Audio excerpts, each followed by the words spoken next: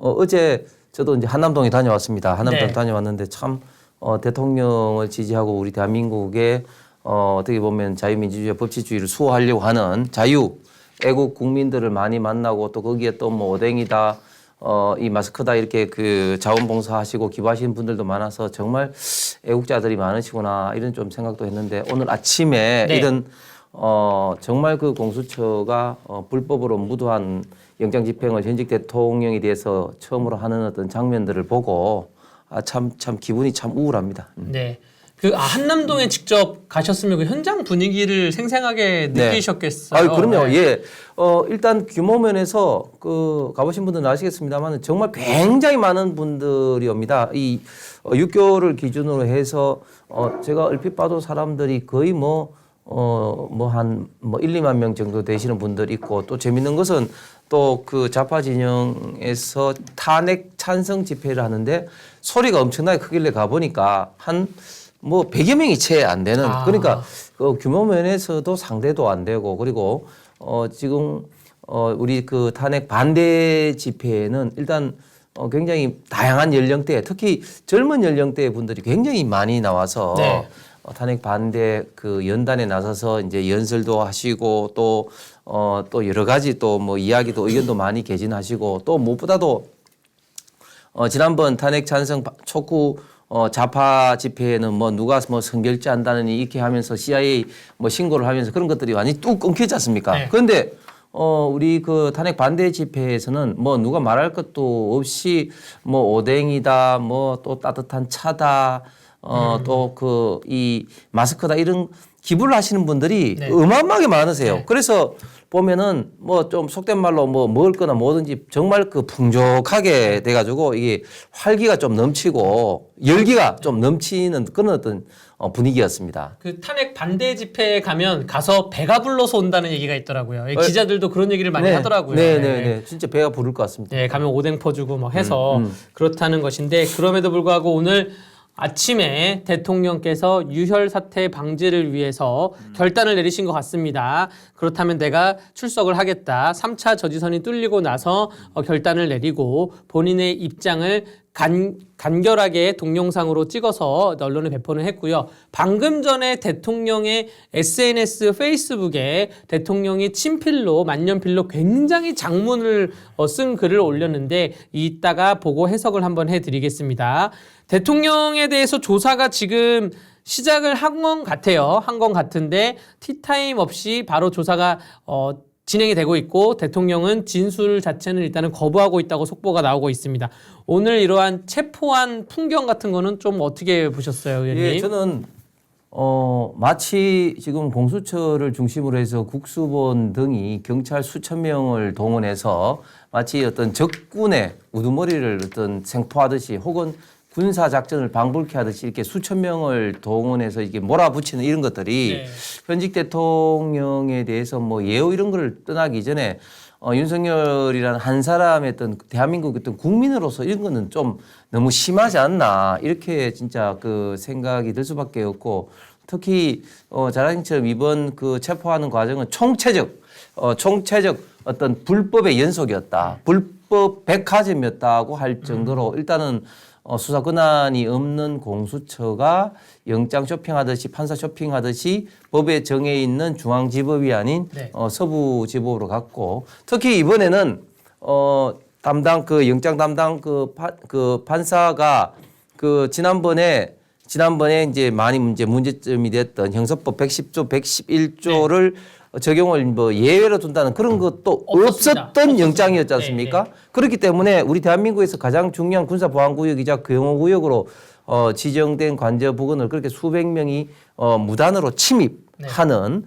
정말 초유의 불법 영장 집행, 즉 수사기한도 불법이고 영장 발급하는 과정도 이상하고 특히 영장을 실질적으로 집행하는 과정에서도 군사보안구역을 정면으로 위배한 정말 불법의 연속이었다. 이런 어떤 그 과정에서 정말 그 대한민국에서 가장 엄정하게 법 집행을 해야 되는 공수처와 경찰이 이렇게 불법을 막 지르면서 이렇게 해도 되나 이렇게 되면 설사 이렇게 대통령께서 자진 출두 체포 형식으로 됐다 할지라도 나중에 엄청난 후유증과 네. 국민적 갈등이 저는 폭발할 수밖에 없는 결과가 초래될 것이고 우리 대한민국 사법 집행의 역사상 굉장히 큰 오점으로 남을 것 같습니다. 이게 이제 적법하냐 불법하냐가 있고 정당하냐 부당하냐가 있는데 이 불법에 대해서는 우리 의원님이 잘 설명을 해줬고요. 제가 이제 정당하냐 부당하냐를 얘기하다 보면 이 3번 출석 요구를 했는데 안 왔다 그래서 지금 체포영장을 발부한다는 거 했다는 거 아닙니까? 그렇죠. 신청을 했고 근데 제가 이제 변호사를 많이 하면서 지난주 금요일에도 그랬어요. 지난주 네. 금요일에 체포영장이 이미 나와 있는 그 피의자가 있었습니다. 네, 네. 이 사람은 죄명은 그 금융사기 범죄 위반이었는데 네, 네, 네. 그런데 본인이 체포영장이 있는 걸 알고 저한테 전화가 와서 본인 출석하게 그 조율 좀 해달라. 그래서 제가 경찰서에 전화를 해가지고 누구누구 변호인인데 그 조율 좀 하겠다. 아 그래요? 그럼 지금 조사받으러 오세요. 그래서 갔단 말이에요. 조사받고 풀려났어요 바로. 그러니까 이렇게 그 불법과 그 불법은 뭐 불법도 불법이지만 굉장히 그 과정도 부당했다. 약간 그 차의 통념상 형사 절차를 비추어 봤을 때 굉장히 부당한다는 거를 말씀을 드리고요. 우리 배종찬 소장님께서 막 도착을 하셨기 때문에 예. 도착하시자마자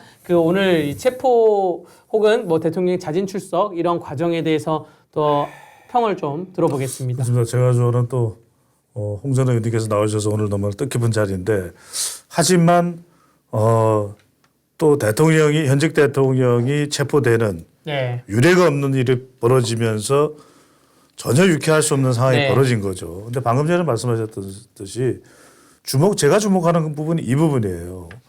많은 전문가들하고 저도 이야기를 했습니다만 이런 정말 막다른 골목으로 갈 것이 아니라 서면 조사나 방문 조사 또는 대통령을 어떤 식으로든 수사 조사하겠다는 게 핵심이잖아요. 그죠? 네. 그런데 어느 순간 체포가 핵심이 됐어요. 그러니까 지금도 체포가 중요한 게 아니잖아요. 네. 체포가 중요합니까? 지금 다 범인으로 결정이 됐다면 체포를 해야 되겠죠. 그렇지 않습니까? 네, 맞습니다. 하지만 그게 아니라 대통령의 주거, 대통령이 지금 대한민국에서 어디로 도망가죠? 도망갈 수가 있나요? 증거를 인멸할 수 있나요? 그러면은 수사를 받는 거면 수사를 어떤 형식으로 할 건지 어디에서 할 건지 조율하면 되잖아요. 네. 그런데 체포예요. 이게 뭐냐? 일종의 여론전이죠. 그러니까 끊임없이 오동훈 공수처장을 압박을 해서 공수처장이 체포할 수밖에 없게끔 그렇게 이제 가는 거죠. 목적이 설정이 되는 거예요. 그러니까 그래서 이제 홍준표 의원께서도 국회에 계시지만은 저는 오동훈 공수처장이 어떤 정도의 압박을 받았는지 다 확인할 길이 없습니다. 그런데 이상하고 요상한 부분이 있어요. 왜냐하면 공수처장에다 판사 출신이면은 담담하게 본인이 해야 될 일만 이야기하면 되잖아요. 그런데 마치 결연한 의지예요. 반드시 이번에는 어떤 일이 있더라도 체포영장을 집행하겠습니다. 목소리 좋습니다. 아니 그 이야기는 체포가 최종 목표가 아니잖아요. 네. 수사예요. 더군다나 지금 물리적 충돌까지 우려되는 상황에서 저는 이 부분이 도무지 납득이 되질 않는다는 거죠. 네. 그러니까 지금 그 한남동 관저에 있던 분들이 수사 자체를 하지 마라. 뭐 예를 들어서 뭐 대통령에 대해서 아무것도 하지 마라. 이게 아니라 체포를 하려면 적법한 절차와 정당한 절차를 걸쳐라. 근데 적법과 정당을 걸치지 않았기 때문에 체포를 막겠다. 체포를 하지 말라고 지금 모여 있는 거 아닙니까? 그래서 말씀하신 것처럼 이 체포와 수사를 구분을 하고 또 탄핵 절차를 다 구분을 해야 되는데 지금 어떠한 여론전에 휘말려서 체포에만 지금 절대적으로 집중되어 있는 상황이고요. 이 칙총님께서 구속되면 그냥 끝나는 거 아니에요라고 했는데 법률적으로 절차를 말씀드리면 체포영장을 집행을 한 순간부터 인신 구속된 순간부터 48시간 동안 조사를 할 수가 있습니다. 조사를 해가지고 혐의점이 있다고 하면 조금 더 조사를 연장해야 한다고 하면 48시간 이내에 구속영장을 청구를 하게 되고요. 구속영장 실질심사를 또 받게 됩니다. 근데 그 전에 이 체포에 대해서 적법했냐는 체포 적부심을 또 청구할 수가 있어요. 체포 적부심은 아마 변호인들이 준비하고 있을 것이라 보여지고요.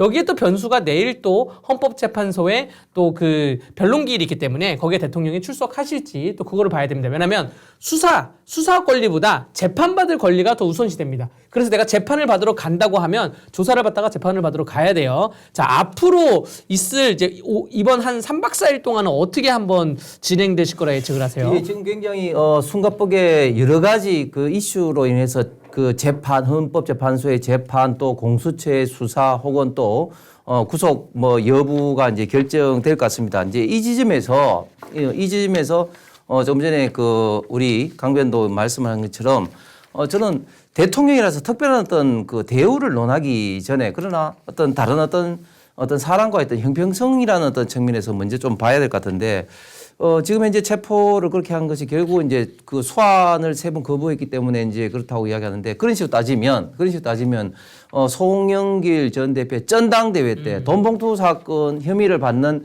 7, 8명의 지금 민주당 의원들에 대해서는 그 지금 검찰에서 7번 출두 요구를 했어요. 네. 그럼에도 불구하고 민주당 의원들이 출두하지 않았습니다. 소환에 응하지 않았습니다.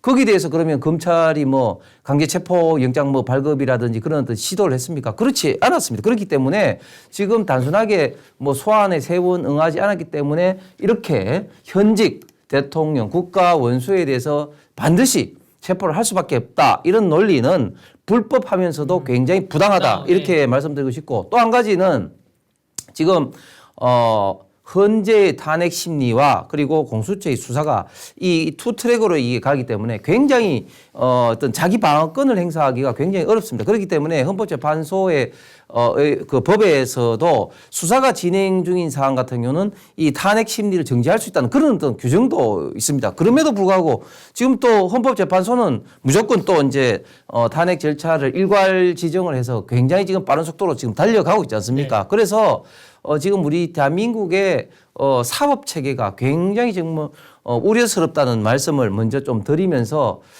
지금 결국은 헌법재판소의 탄핵 심리는 이제 그대로 가겠지만 공수처에서 48시간 내에 조사를 통해서 결국은 기각을 할 것인지 아니면 구속 영장을 칠 것인지가 이제 문제되는데 제가 볼 때는 구속 영장을 치면 지금 도주의 우려라든지 뭐 증거인멸의 우려가 상대적으로 굉장히 약하기 때문에 이게 기각될 수도 있고 기각될 가능성이 정상적인 판단이라면 가능성이 굉장히 이제 많기 때문에 이 쉽게 구속영장을 칠까 하는 이런 어떤 생각도 듭니다만은 한 가지 굉장히 좀 우려스러운 부분은 이게 중앙지법이 아니고 서부지법으로 지금 이제 구속영장을 치게 된다면 지금 체포영장을 발급하고 이런 과정에서 지금 서부지법의 지금 우리법연구회 소속의 법관이라든지 이런 분들이 굉장히 많기 때문에 서부지법에 친다면 굉장히 좀 우려되는 사항이 있을까봐 염려가 됩니다. 저는 그래서 중요한 게 정치적인 의심을 살 수 있는 건 다 없애야 된다고 봐요. 네. 왜 그러냐면 방금 전에 홍준표 의원께서도 말씀하셨듯이 이게 누구 편을 드는 것이 아니라 대통령 수사를 못하게 한다면 그것이야말로 이제 문제를 삼을 수 있겠지만 수사해라. 지금 체포의 영장을 통해서 집행을 해서 정작 하는 일이 뭐예요? 공수처에다가 데려다 놓고 수사하는 거잖아요. 네. 게다가 지금 1차 체포의 영장 집행 때는 100페이지였는데 어느새 200페이지가 됐다라는 거예요. 제가 말씀드립니다. 사실 저는 이렇게 생각을 해요. 제 생각입니다만은 대통령한테 물어볼 건 딱 2가지예요. 하나는 뭐냐? 정말 이걸 내란으로 생각할 수 있는 무슨 일을 저지른 게 맞냐? 그러면 2번째는 뭐냐? 그러면 내란이 아니라고 하는데 그럼 내란이 아닌 이유를 말해보시오. 그럼 끝이에요. 사실은 이게 수사의 전부예요. 네. 나머지는 이미 다 확인 가능한 거예요.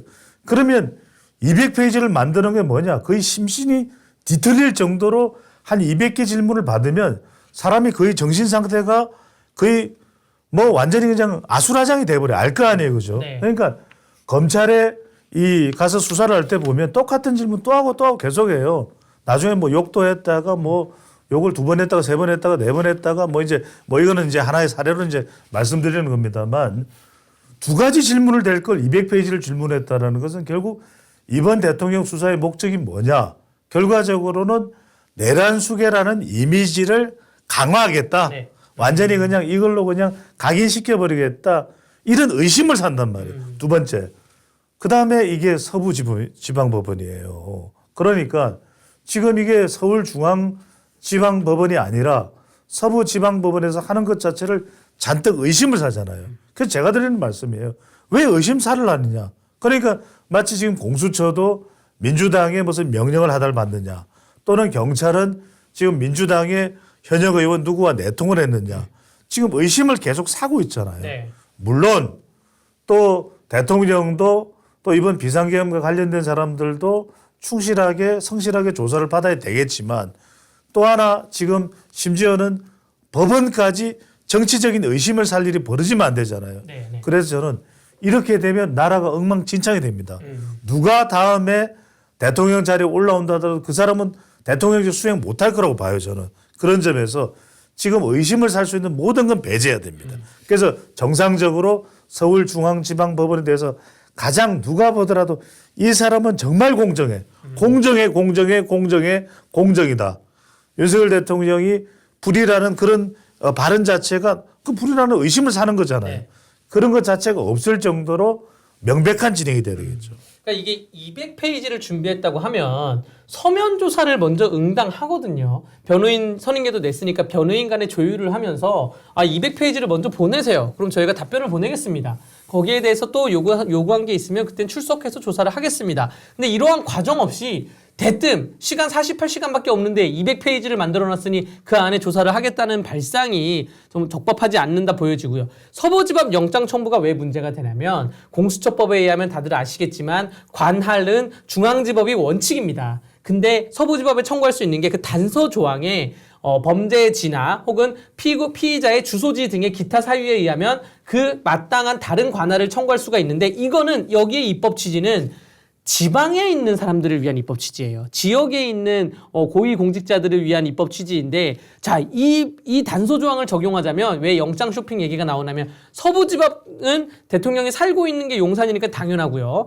국회는 관할이 남부지법이에요. 남부지법도 가능하고요. 이런 식으로 공수처가 자기 마음대로 영장을 쇼핑해서 청구를 할 수가 있기 때문에 원칙을 지켜야 돼요. 단서 조항은 예외 조항은 정말 예외적으로 하는 것이고 단서를 지켜야 된다고 말씀을 드리겠습니다. 그래서 지금까지 몇 건 안 되지만 공수처에서 영장을 이제 칠 때 이제 100% 다 이제 중앙지법이 쳤지 않습니까? 네. 그런데 이번 사건에 대해서만 이제 서부지법으로 친 것에 대해서 중앙지법에서 먼저 영장을 쳐서 기각이 되고 난 다음에 한 거 아니냐 이런 어떤 의심을 받고 거기에 대해서 이제 밝혀라 하니까 그거는 뭐 밝힐 수 없다 뭐 이런 식으로까지 네, 지금 맞아요. 이야기를 하고 네, 있습니다. 그것도 분명히 이제 밝히게 되면 이거는 허위 공문서 작성으로 지금 치명적인 이제 문제가 되는 것이고 저는 2019년도에 문재인 정부 때 민주당의 강압으로 이 공수처가 만들어질 때부터 기존의 경찰, 검찰 그리고 법원으로 이루어진 우리 대한민국의 형사법 체계와는 맞지 않은 어떻게 보면 좀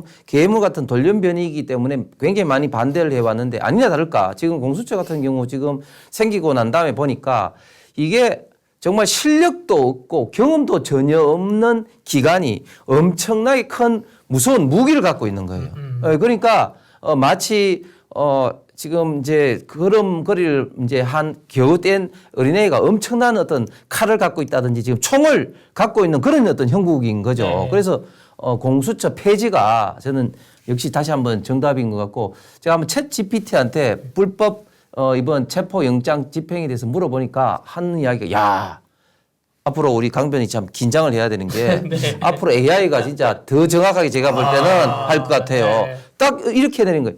대한민국 헌법에 있어 거리에 이르는 것은 탄핵, 사망, 자진하야로 엄격하게 이렇게 규정되어 있다. 네. 그렇지 않은 지방법원 판사에 의한 거리에 이르는 그런 어떤 원인을 제공한 이런 어떤 체포영장 집행은 해서는 안 된다. 오. 왜냐하면 상권 분립을 채택하고 있는 헌법의 구조에 의해서 네. 그렇게 되면 사법이 행정부의 수반에 대해서 너무 과도한 네. 제한을 내릴 수가 있고 그것으로 인해서 국가 이미지라든지 여러 가지 신뢰성이 타격이 온다. 이렇게 딱 정확하게. 챗 GPT가 네. 한 거예요. 네. 상권 분립을 채택하고 있는 이런 우리 대한민국의 헌법 체계에서 정말 일개 판사 하나의 어떤 영장 여부에 따라서 이렇게 국가가 이렇게 흔들리는 것에 대해서 챗 GPT가 안 된다 이렇게 딱 하는 거 보고 야 빨리 진짜 AI를 도입해야 되겠다 이런 생각가 들고 저는 우리 또 배종찬 우리 대표가 여론 우리 대한민국 최고 전문가이기 때문에 한 가지 좀 여쭤보고 싶은 게 이번 대통령의 불법 강제 체포가 앞으로 향후 여론조사에는 어떻게 영향을 미칠 거냐. 그러니까 제가 생각할 때는 지금 계속해서 대통령이 여론조사 하면은 이제 지지율이 오르고 있고 탄핵 반대 여론이 이제 오르고 있는데 이게 어떻게 보면 좀 꺾일 어떻게 보면 변곡점이 어떻게 보면 좀 될 수도 있고 아니면 또 이게 동정 여론으로 계속해서 더 추세선을 타고 더 올라갈 수도 있을 것 같은데 어떻게 생각하십니까? 저는 여론이 거의 내전 상태가 될 것 같아요. 그렇게 보는 이유는 뭐냐면 지금 보수 지지층들이 결집하면서 윤석열 대통령 지지를 물어볼 때나 국민의힘 지지율을 물어볼 때 지금 크로스가 된 결과까지도 나올 정도입니다. 네, 그러니까 예. 한길 리서치 조사 결과를 보면은 국민의힘이 민주당보다도 오차 범위 밖으로 앞서는 조사 결과도 나와요. 그러면 민주당도 이걸 통해서 더 지지자들이 민주당 지지자들이 이제 결집을 하는 그런 또 동력이 되겠죠. 그래서 더 저는 거의 무응답자 없이 거의 내전 상태로 50대 50대 대결이 될 가능성이 매우 높다. 이렇게 이제 보는데 그렇게 보는 이유는 뭐냐면 결과적으로는 이게 속도전이에요. 그러니까 지금 오늘 공통적으로 나오는 질문이 그렇잖아요. 왜 체포 수사를 하면 되는데 체포영장 빨리 서둘러야 되거든. 네. 어떻게든 빨리 내란 집단을 내란 수괴인 윤석열 대통령을 빨리 무너뜨리고 대선으로 가서 정권을 교체해버려야 되는 것이 지금 민주당과 이재명 대표의 목표로 그렇게 인식을 하고 있단 말이에요. 그래서 말씀드렸던 대로 서울중앙지방법원을 거치지 않고 서부지방법원을 거치는 이유가 뭐냐. 다 속도전이에요. 지금은 모든 게 속도전이에요. 빨리 미국이 뭐라고 하기 전에 일본이 뭐라고 하기 전에 빨리 해서 여하튼 헌법재판소든 수사든 빨리 결론을 내고 바로 대통령 선거로 가는 거죠. 그러니까 뭐냐면 지금 수사를 통해서도 수사 결과가 바로 기소로 넘어가고 이러면 더 이상 국민들이 대통령 자격이 없네. 그러면 헌법재판소에서도 여론의 압박을 받아서 그러면 빨리 우리가 결정을 내려드려야죠. 이러면서 빨리 결정을 내리면 4월 대선. 네. 그러니까 마치 미국에서 이걸 들여다보면서 뭐 내란이 아니라 외환이라고 확성기를 단 걸 외환이라고 이건 아니잖아. 한국 왜 이래. 이렇게 딴지 걸기 전에 빨리 대선으로 정권을 빨리 바꿔놔야 된다. 이런 생각으로 국민들은 인식할 수밖에 없다라는 거거든요. 그러면 이재명 대표 사법 리스크도 있기 때문에 더 이제 하는 그렇죠. 거지. 그러니까 이제 홍 전장님 말씀대로 제가 마무리를 하면 그렇기 때문에 지금 사실상 여론도 지금 국민의힘 지지층들은 결집하면서 조금 더 결집할 것이고 민주당도 지금 방금 전에 말씀하셨던 대로 이재명 대표의 사법 리스크에 대해서 이렇게 서두르는 걸 보니까 말 그대로 이 속도전을 더 빠르게 가야 되는 이유가 분명히 있구나. 그걸 우리가 모를 수가 없구나라고 생각하면서 또 민주당은 민주당대로 약간 주춤했잖아요. 지지층 결집이.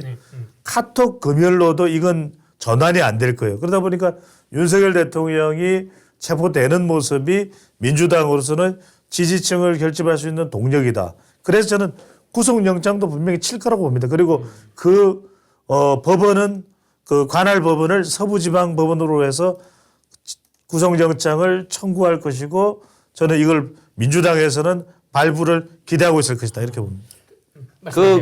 말씀이 맞는 게 오늘 그 대통령 불법 강제 체포 그 장면이 있을 때 김어준의 뉴스공장 어떤 동접자 수가 네. 보통 때는 20에서 30만 원 되거든요. 네. 근데 오늘 아침에 65만. 네. 동접자입니다. 동접자가 동접자예요. 이게 이제 그런 식으로 이제 결집을 한다는 단적인 저는 예라고 봅니다. 그렇죠. 그러니까 오늘 체포 영장의 기한은 1월 21일까지였습니다. 아직 충분히 시간이 있음에도 불구하고 오늘 무리하게 경찰 기동대 1000여 명을 동원해가지고 체포를 들어간 이유가 이제 특히 세 가지로 이제 말씀하신 걸 압축을 하자면 첫 번째가 이제 이재명에 대한 것 때문에 다들 예상을 한 거는 다 예상한 것이고 두 번째가 미국이나 뭐 일본이 지금 대한민국의 이런 사태에 대해서 한마디씩 얹기 전에 한 것이고 이 세 번째가 말씀하신 것처럼 이 대통령에 대해서 지금 보수가 결집되면서 골든 크로스가 일어나면서 국민의힘 지지도가 올라가고 있으니까 여기에 대해서 단절시키기 위해서 그렇죠. 빨리빨리 시각적 효과를 불러일으키겠다. 이런 삼박자가 맞아가지고 대통령을 체포가 들어간 그렇지. 거고 이 과정에서 민주당 그 의원들이 그 공수처랑 뭐 내통을 하던 하고 국수본하고 내통을 하던 이러한 작업을 해가지고 이루어진 것이다. 결국 불법과 부당인데 이 목적이 너무 명확하게 눈에 보이는 것이고 이러한 상황에서 너무나 대한민국이 안타깝게 흘러가고 있다라고밖에 정리를 좀 못하는 심정입니다. 제가 네. 거기서 조금 더 붙이면 두 번째 이제 그 미국 혹은 일본 어떤 그런 뭐랄까 그 영향인데 특히 그 우리 대한민국은 그 미국의 영향을 많이 받을 수밖에 없습니다. 네. 주한미군이 있고 또 경제적 안보적으로 미국의 영향을 많이 받을 수밖에 없는데 지금 미국이 심각합니다. 네. 이거는 그냥 하는 이야기 아니고 굉장히 좀 심각합니다. 지금 1월 20일 트럼프 대통령 취임하기 이전에 이미 미국의 유력 정치인들 내지는 또 여러 사람들을 통해서 이 탄핵을 어떻게 이제 정의하냐면 마크 루비오 국무장관 내정자 같은 경우는 이 탄핵 세력을 결국은 탄핵 세력 비하는 친중 세력이 있다고 이야기했고 그다음에 그 영킴 연방 상선 하원 의원 같은 경우 제가 2022년 10월 달에 만났고 얼마 전에도 통화를 했습니다마는 이 탄핵 세력은 한미일 특히 한미 동맹 관계를 약화시키려는 세력이다. 이렇게 강하게 비판을 하고 있습니다. 그리고 지금 그 국무부 관영 매체인 VOA에서는 연일 지금 현재 유엔 제재 위반으로 법무부에서 미국 법무부에서 기소된 해외 사람들 중에 기소된 사람이 20명이고 그중에 몇 명은 또 해외에서 강제 송환이 돼 왔다 하고 있고 그리고 이화영 대북 불법 송금에 대해서 유엔 제재 결의를 위반했기 때문에 미국 정부는 제소를 한다든지 행동에 나서야 된다. 이렇게 강하게 이야기를 하고 있습니다. 그러면 미국이 어떻게 행동으로 나설 수 있을 것이냐? 크게 세 가지 측면에서 행동에 나설 수가 있습니다. 하나는 법무부와 국무부를 중심으로 해서 대북 불법 송금을 비롯한 유엔 제재 위반으로 나설 수 있습니다. 어떤 방법으로 나설 수 있느냐? 결국은 기소를 직접 한다든지 아니면 세컨더리 보이콧을 통해서 한다든지 그다음에 또 재무부도 나설 수 있습니다. 미국 재무부는 지금 부패 혐의에 대해서 헝가리 오르반 내무부 장관을 또 그 세컨더리 보이콧으로 제재를 하고 있습니다. 그다음에 세 번째는 부정선거 이슈인데 부정선거 이슈가 트럼프 정부와 트럼프 대통령이 굉장히 민감한 사항으로 이미 전 세계적인 부정선거 관련해서 DNI, FBI, CIA가 지금 현재 수사에 들어갔다. 즉 FBI는 국내, CIA는 해외, DNI는 이 두 가지를 합쳐서 트럼프 행정부에게 직접 총괄하는 보안 기관인데 이 기관들이 조사에 들어갔다고 지금 이제 VOA가 지금 현재 발표를 하고 있습니다. 이게 굉장히 지금 현재 심각하다. 그거를 아마 민주당과 이재명 대표도 잘 알고 있기 때문에 더 속도전을 붙이는 게 아닌가 생각이 듭니다. 지금 홍 전 의원께서 말씀하신 부분이 매우 중요한 게 그래서 속도전이에요. 왜냐하면 이게 조기 대선이 있을지 없을지도 우리는 알 수 없습니다만 네. 헌법재판소의 판결이 나봐야 알겠죠. 네. 하지만 대선이 4월 달이냐 6월 달이냐 네. 8월 달이냐 아니면 정말 그 이유냐 네. 완전 달라져요. 그러니까 이거는 뭐 어디까지나 제가 예상하고 분석하는 차원에서 말씀드리는 것이긴 합니다만 민주당으로서는 아니 2월 달에 결정되고 4월 달에 대선되면 이보다 좋을 수가 없는 거죠. 네. 왜냐하면 아무리 빨라도 공직선거법 위반이 4월까지 나오기는 쉽지 않아요. 계속 또 지연 전략도 펼쳐왔고 또 그리고 트럼프 행정부 아까 이제 미국 말씀을 굉장히 중요한 말씀을 지금 홍 전 의원께서 하셨는데 우리의 안보 또 경제 막대한 영향을 미치고 있죠. 네. 막대한 영향을 또 줄 수가 있는 것이죠. 그런데 일본도 그렇고 그런데 4월 달 정도 된다고 해서 미국이 뭔가 조치를 취할 수 있냐면 아니에요. 미국도 지금 임기 시작되자마자는 갈 길이 급해. 그러니까 한국 일에 뭐 신경 쓰고 이럴 게 없는 거예요. 그런데 6월 8일 넘어가면 이건 다른 이야기예요. 그런 점에서 무엇보다도 이게 시기가 그냥 빠른 정도가 되는 게 아니라 매우 빨라야 되고 여론도 조금이라도 여지를 주고 반전될 수 있거나 보수가 결집될 수 있거나 중도층이 계속해서 관망세로 또 이재명 대표도 검증해보자는 쪽으로 여론이 가게 되면 이거야말로 민주당으로는 치명타일 수밖에 없거든요. 네. 그러니까 이런 상황들이 전개되기 전에 더 빨리 정광석화처럼 네. 이걸 원하는 것이 가장 민주당의 전략이라고 봐야 되겠죠. 아니 근데 그 생각보다 미국이 빨라질 수가 있는 게 제가 조금 전에 말씀드린 영킴 의원 같은 경우는 현재 그 아시아 그 외교 소위. 안보 소위 위원장입니다. 아, 예. 이분이 마음먹으면은 내일 당장이라도 제재 들어갈 수 있어요. 그리고 참고적으로 뭐 저도 뭐 여기서 100% 이야기는 못 하겠지만 제가 그 통화하고 한 바에 따르면 네. 강력한 의지가 있습니까? 있습니다. 네. 그리고 요즘 참 재밌는 게 트럼프 측근이라는 사람들이 최근에 굉장히 많이 왔어요. 네, 한국에. 어. 예. 대통령 취임을 앞두고 미국 대통령 최측근이라는 사람들이 이렇게 많이 온 적이 없는데 그런데 재밌는 것은 자세히 봐야 되는데 우리도 보면 대통령하고 친하다 하는 사람들 많잖아요. 네. 그런데 대표적으로 예를 들면 온 사람 중에 폴 매너포터라는 사람은 2016년도 트럼프 당시 대통령 선거 때 선대 본부장은 했지만 이 사람은 좀 거리가 멀어졌어요. 왜냐하면 중간에 나가기도 나왔고 또 미국에서는 외국에 관련돼서 뭐 이렇게 로비를 하면 정식으로 어떤 로비스트 등록을 안 하면 외국을 위해서 로비를 하다가 간첩으로 몰립니다. 아, 예. 우리 최근에 우리나라 분 중에 수미테리도 그런 이슈 된 거죠. 그리고 그래서 이 폴 매너포트도 간첩으로 몰려가지고 미국 검찰이 90개월 구형도 받았어요. 그러니까 좀 거리가 좀 있고. 예. 그런데 핵심 중에 핵심이 대통령과 만났어요. 누구냐면 맷 슐랩. 매슐레. 네, 맷 슐랩. 그리고 아내는 메르세데스 벤츠 같은 메르세데스 슐랩인데 이 두 사람이 백악관 국장도 있지만 시펙 미국의 보수 행동 정치 보수 연합 ACU 또 말고 또 시펙이 있는데 그 의장입니다. 그 의장이 핵심 중에 핵심입니다. 왜? 여기서 보수 정치인들한테 자금도 줍니다.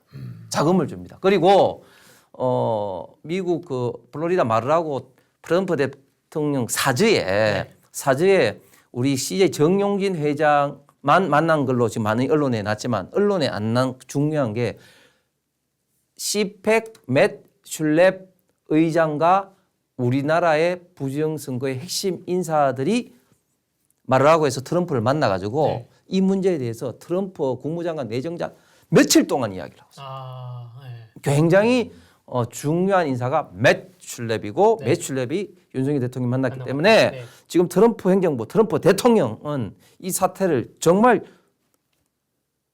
지금 예의주시하면서 분명히 저는 어떤 조치를 할 거라고 생각합니다. 빠르면 뭐 오늘 저녁이나 뭐 내일 중으로도 조치가 나올 수가 있고 이번 주 중에 어떠한 메시지가 나올 수가 있다 이렇게 예측이 되는 거네요. 그렇죠. 여기서 중요한 게 우리가 또 하나 봐야 될 게 뭐냐면 미국에서는 한국이 워낙 가까운 동맹이고 네. 또 중국을 견제하는 데 있어서 한국의 위치가 매우 중요하거든요. 근데 바로 이게 연결되는 겁니다.